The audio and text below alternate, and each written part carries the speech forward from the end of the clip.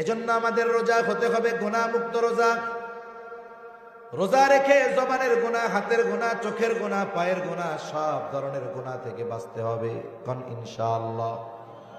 একবারে সব ধরনের গুনাহ থেকে যদি বাঁচা যায়, বলে ওই রোজা কেমন রোজা হবে?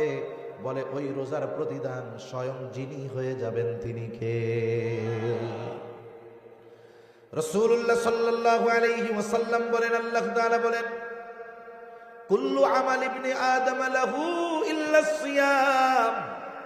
বনি আদমের প্রত্যেকটি আমল তার জন্য, রোজা ব্যতীত। কেন? আস-সাওমু লি ওয়া আনা আজজি বিহি।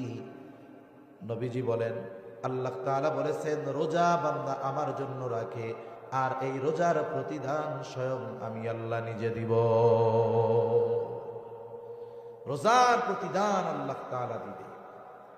রোজাদার আল্লাহ তাআলার কাছে কত প্রিয়, কত ভালোবাসার। রোজাদারকে আল্লাহ তাআলা কত ভালোবাসে।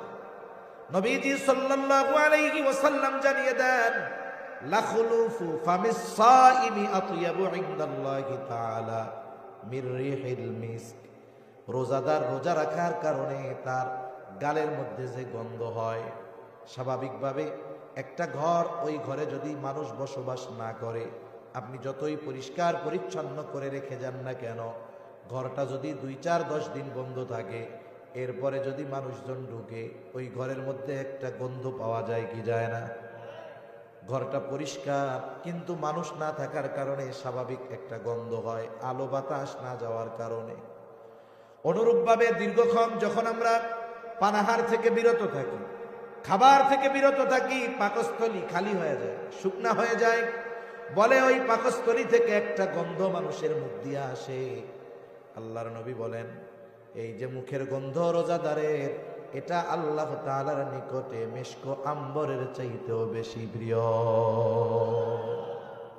এখন যদি ওই রোজা রাইখা কেউ গীবত করে, অপরের দোষ চর্চা করে, গীবত করা মানে কি? মৃত ভাইয়ের গোশত খাওয়ার।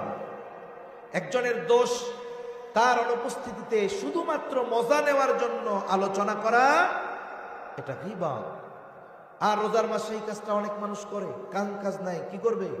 আমার মা বোনরা অনেক সময় করে ফেলে, রান্না বান্না নাই, এইবার 3 চাচি এক জায়গায় হইয়া ধুমসে কোরআন শরীফ তিলাওয়াত বাদ দিয়া গীবত তিলাওয়াত শুরু করে দেয়।